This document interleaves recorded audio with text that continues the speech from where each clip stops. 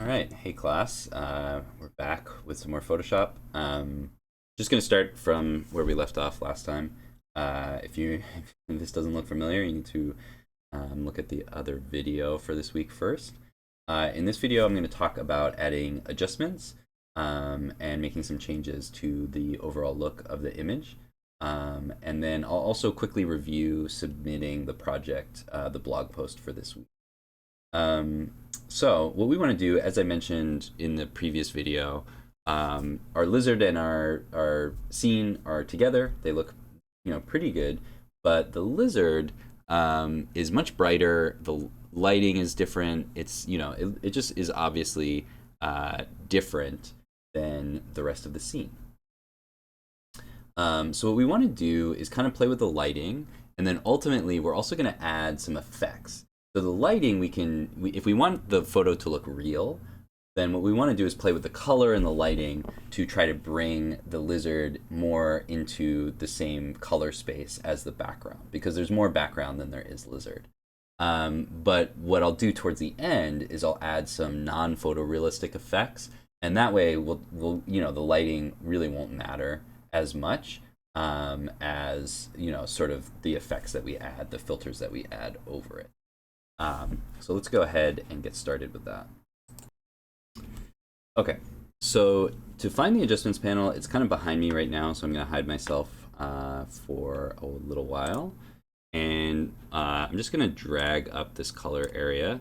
And then next to properties, you can see adjustments. If you don't see it there, just go to Window and go to Adjustments. So if it's missing here, you just need to add it back in. And there's a lot of different adjustments under here. You can also find a lot of these if you go to Image and go to Adjustments there. But you need a new layer for that. The thing that's nice over here is it'll just add the layer for you. So there's different ways to add adjustments. Like I can add it to a specific layer, or I can just add it on top. I'm just going to delete this for a second. I clicked that a little too fast. You can add it to a specific layer, and it'll only affect that layer, or we can add it in its own layer, and then it'll affect everything that comes below it. So that's what we'll start with. You can see there's a bunch of different things here. Obviously, in this class, it's kind of a quick overview of a lot of stuff, so we don't have time to go over everything. But these are just different ways of changing the overall color balance in the image.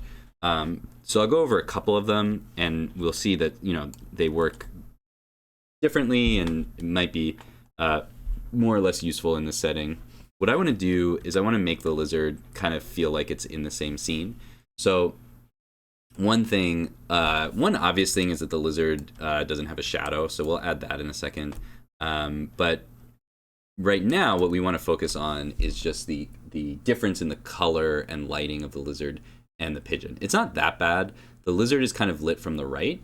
The pigeon is lit from sort of like the top right. So you can kind of see, you can kind of look at the lighting and see where it's coming from. There's not a lot we can do about that, but what we can do is get the color of the lighting a little bit better. So there's a few things that I like to use. I like to use levels. It's kind of just like the straightforward way to play with stuff. Curves is also really useful. But they have stuff like exposure, vibrance, things like that that are more, trying to recreate photo settings and how that might work. But let's go with the basic levels. Let's just throw this on here. So if I just click this, it adds like a whole new layer. And this is going to apply to everything below it. And it gives me this new properties for my levels over here. So let's click on that. And so you can see I just have these sliders, and then I have these output levels for the color. And this kind of just changes all the colors. So you'll notice if I take the black side and I move it all the way up here, there's a lot less darker color. If I take the lighter side and I move it down, there's a lot less lighter color. Okay. So there's some stuff that I might just want to apply to the lizard. So that I could do that. I could get rid of this levels, and I could click on my lizard layer and go to Image and go to Adjustments and do levels here. Notice now what it does is it adds a little levels thing here. So I'm going to hit OK. And now you can see when I drop this down, there's a new little levels thing here. And I can toggle this on and off here. So if I only want to apply to the lizard, I can add the level that way. And if I click on this, I can do some adjustments. Oops. Let's click here. Okay. So let's come back to that. Or yeah, we can play with this again. So now if I change the output levels, now I can make the lizard less dark or less bright.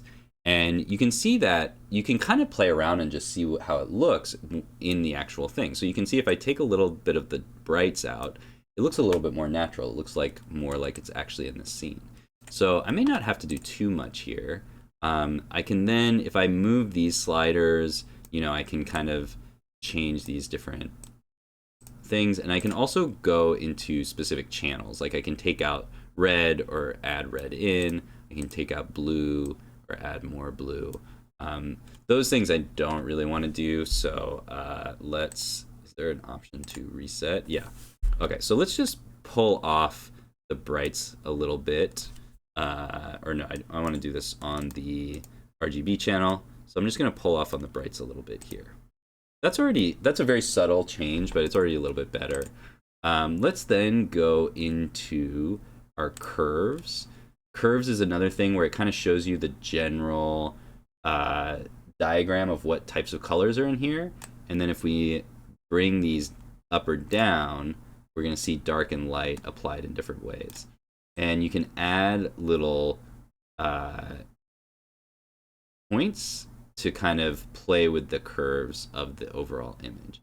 So you can see if I do like a big curve like this, it starts to look weird. I don't want to make like really dramatic changes here. I just want to make subtle changes to try to match these colors a little bit better. And I don't think I'm getting what I want here. So I think I'm just going to turn this off. If you play around with something and it doesn't look that good, you can leave it here, but let's just turn that off. I think my levels here were pretty decent. So let's go ahead and add our shadow for the lizard, and then we'll do some work on the filters. So the shadow is actually located in a different place. It's under this effects button down here next to the mask button. There's a few different options here. You know, we can't go over all of them, obviously, but we can do a drop shadow, and you'll see how this works. You can see the preview over here. So we don't want this to be totally crazy, but if I increase the distance, you'll see that shadow that gets added, and we can change the angle. So let's increase the distance to make it easier to see, and then we just want to match the angle to the angle of the shadow on the pigeon. It's kind of like that. And then I'll bring the distance back in. And we just want a very, very subtle, you can change the size as well. We just want a really subtle shadow. Okay, so that looks good. So that actually looks pretty good. You know, I'm not too unhappy with this. This looks pretty decent. So those are some different ways that we can try to make the image look realistic. But what's a little bit more fun, at least in my opinion, is to use some filters to make the image look non-realistic. And then we won't notice the difference as much between the different photos that were composited here. So let's make some adjustments of the non-realistic style. You can see there's photo filters, gradient map, invert, threshold, posterize. These are all really fun. Let's look at posterize for a second. What posterize does is it basically reduces the number of colors in the image. And so if I turn the levels up, you see if I have a certain number of levels, it just looks like the same image. But when I get the levels down far, now there aren't quite as many colors. And so that's kind of a fun way to kind of get like this sort of like crunchy old printer style in the image. So that's kind of fun. Again, if I drop this into the background, now my lizard isn't affected by that. That's going to look kind of weird, so I don't necessarily want to do that. But that is something that you can do. Let's see what threshold does. We can also do a threshold.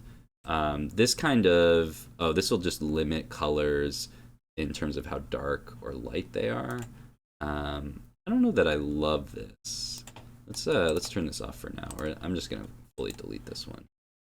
Okay, one of my favorites though is the gradient map.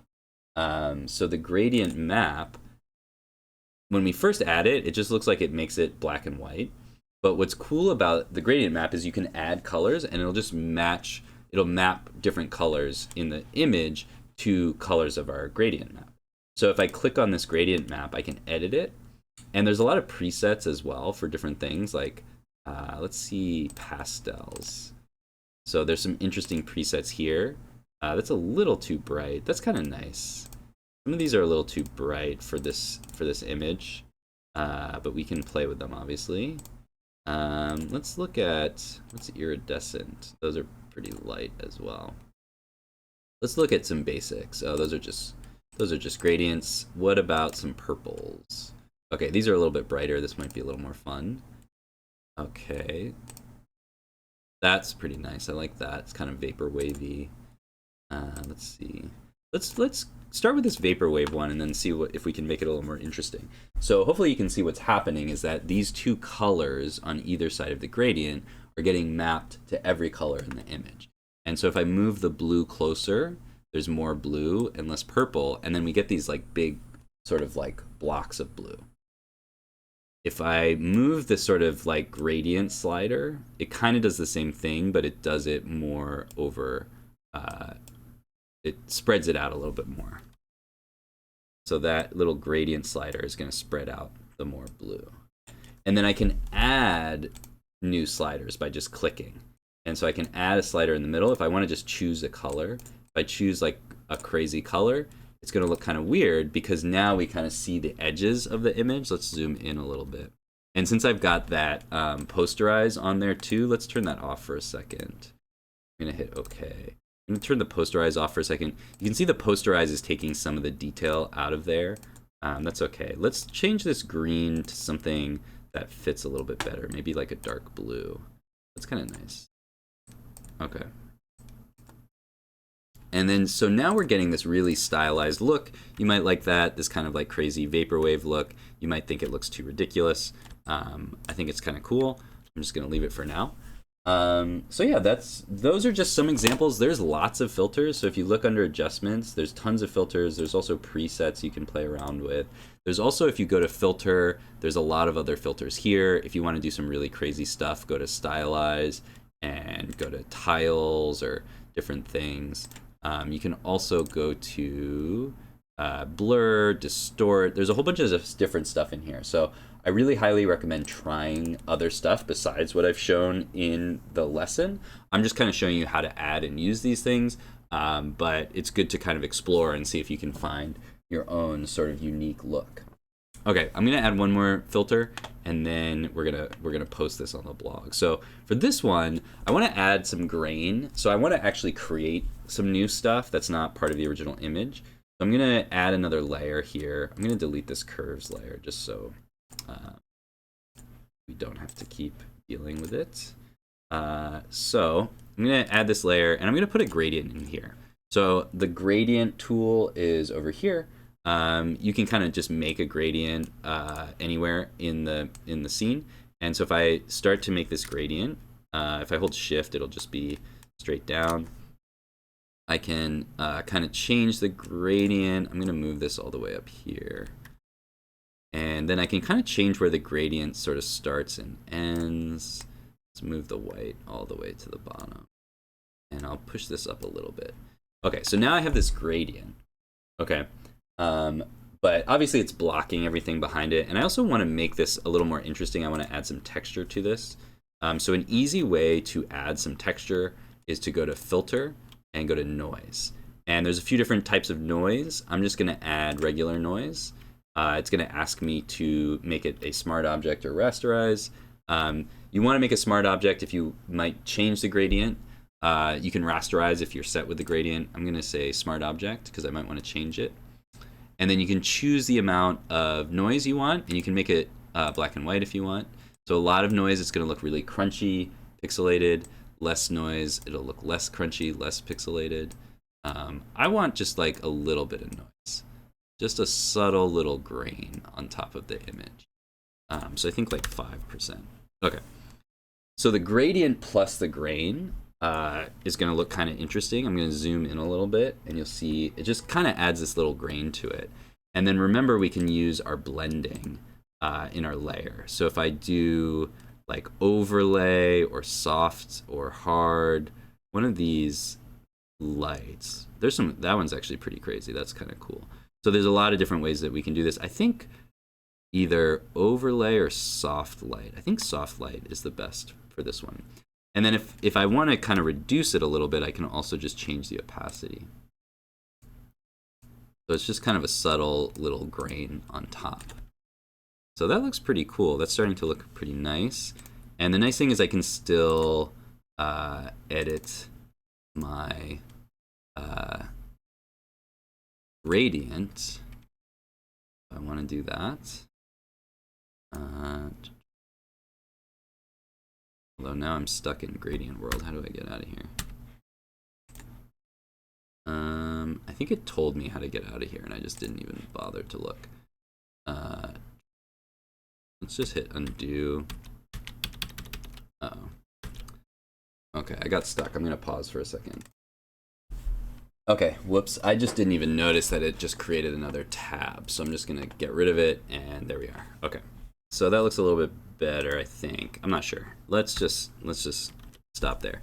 Okay, so we've got a kind of cool looking image. We want to post it on the blog to show it off to everybody. So we're going to export it, and I'm just going to review the process of submitting something on the blog. So let's bring me back, and we'll go through that process, and then we'll be done for this week. So I'm going to save this, and I'm going to export an image. I'll go to export and export as. And I think JPEG is fine. You can see this image is a little bit bigger because there's a lot more color data than there was in our previous project. So 600 kilobytes is pretty big, but it's not crazy. But we could also maybe, turn the quality down a little bit. You can start to see it gets kind of blurry. So let's zoom in a little bit and see how it affects the quality. So on the right here is, full quality. On the left is our downgraded quality. If we go to 0, see how it gets really blurry, because we've got a lot of detail in this image. So the file size gets really small, but it's going to look bad. So if we do full high quality, now the image is pretty large. It's 1.4 megabytes. It's not that big these days, but that might be hard to download on your phone or something. So I think 6, their suggestion is probably pretty good. We'll just go with that. So we'll export this, and we can just call this composite.jpg. You can call it whatever you want. So I'm going to save this, and we're going to go back to the browser. So we'll go, I'm going to leave these guys here because I'm going to link to these. So let's go back to the Wikipedia page for these images. And so we can give attribution to these images and their creators. So what I want to do is go back to the Open Lab, and I'm going to create a new post. And let's choose a category. So for this category, we're going to choose image and weekly blog post.